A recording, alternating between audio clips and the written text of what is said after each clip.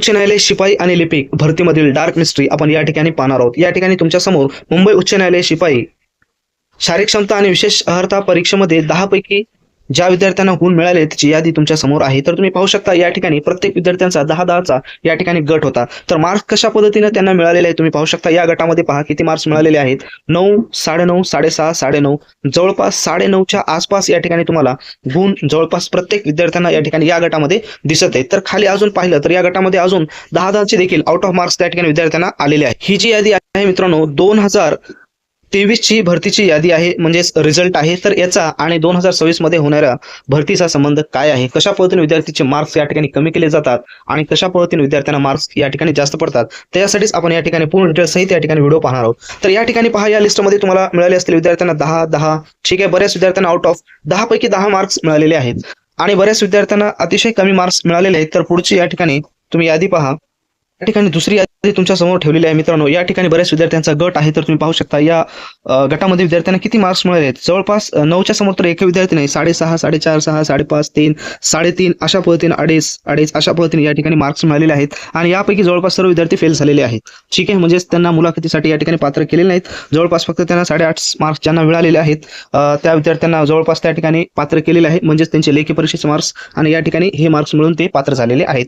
तर ह्या गोष्टी आपल्यासोबत घडू नये यासाठीच आपण या ठिकाणी हा व्हिडिओ तयार केलेला आहे। हे गोष्टी कशामुळे होतात, कारण बरेच विद्यार्थी या ठिकाणी मार्क्स त्यांना लेखी परीक्षेमध्ये जास्त आहेत असं त्यांचा भास असतो। असं जर तुम्हाला वाटत असेल तर थोडेसे याद्या चेक करा। ज्या ज्या विद्यार्थ्यांना 27, 28, 29 मार्क्स मिळालेले आहेत त्यांना या ठिकाणी 2, 2.5 अशा पद्धतीनं शारीरिक क्षमता विशेष अर्थामध्ये मार्क्स मिळालेले आहेत आणि ते विद्यार्थी या ठिकाणी फेल झालेले आहेत, म्हणजे मुलाखतीस पात्र झालेले नाहीत। तर असं का होते, तर त्याच्यासाठी देखील मित्रांनो मार्क्स टाकण्याची पद्धत असते ती तुम्हाला माहित पाहिजे।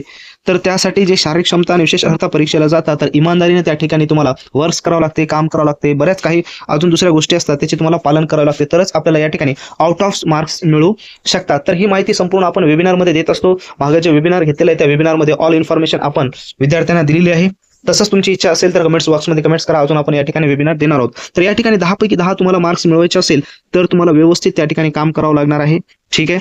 चांगल्या पद्धतीने काम करून इमानदारीने काम करून त्या ठिकाणी आउट ऑफ 10 पैकी 10 तुम्हाला मार्क्स मिळवावे लागणार आहे, तरच तुम्हाला 10 पैकी 10 मार्क्स मिळतील आणि मुलाखतीस तुम्ही पात्र होणार। नाहीतर ह्या पद्धतीने ज्या विद्यार्थ्यांना मार्क्स मिळाले त्या यादीमध्ये अशी अवस्था आपली होऊ नये यासाठी आपण ही इन्फॉर्मेशन तुम्हाला देत आहोत। जरी तुम्हाला असं वाटत असेल की मला आउट ऑफ मार्क आहेत आणि आता माझं 100% मुलाखतीमध्ये नाव येते तर ह्या भ्रमामध्ये कोणीही राहू नये। तर हे यामागचं या भरतीचं सत्य आहे की तुम्हाला मेहनत करावीच लागणार आहे अंतिम स्टेज पर्यंत, तरच तुम्ही या ठिकाणी यशस्वी होणार आहात। त्याच्यामुळे शारीरिक क्षमता आणि विशेष अर्हता परीक्षा किती इम्पॉर्टन्स आहे तुम्हाला आता या ठिकाणी वाटलं असेल, कारण एका पॉईंट्सनं सुद्धा या ठिकाणी तुमचा रिझल्ट जाऊ शकतो। त्याच्यामुळे शारीरिक क्षमता आणि विशेष अर्हता परीक्षेची अतिशय चांगल्या पद्धतीने तयारी करा आणि या ठिकाणी जेव्हा रिझल्ट लागेल त्या परीक्षेला त्या ठिकाणी सामोरे जा।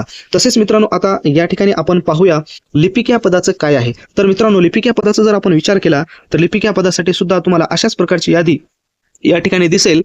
त्या यादीमध्ये तुमच्या लक्षात येईल की बरेच विद्यार्थ्यांना लेखी परीक्षेमध्ये आउट ऑफ म्हणजे चांगले अत्यंत चांगले मार्क्स आहेत तरी पण ते मायनसमध्ये गेलेले आहेत। कशामुळे, फक्त आणि फक्त टायपिंग न केल्यामुळं, टायपिंगमध्ये चांगले मार्क्स न मिळाल्यामुळे आणि टायपिंगचा जो भाग आहे तो प्रॅक्टिसचा भाग असल्यामुळे स्वतः प्रॅक्टिस अतिशय जास्त करावी लागणार आहे। आणि दुसरी महत्त्वाची गोष्ट म्हणजे पॅसेज कसा येतो, त्याचा फॉर्मॅट कसा असतो, त्याच्यानंतर आपला पॅसेज होईल किंवा नाही, त्या ठिकाणची परिस्थिती कशी असते, ह्या सर्व गोष्टी विद्यार्थ्यांना माहीत नसतात। त्याच्यामुळे बरेच विद्यार्थी त्या ठिकाणी प्रॅक्टिस करून सुद्धा एक्झाममध्ये फेल होतात।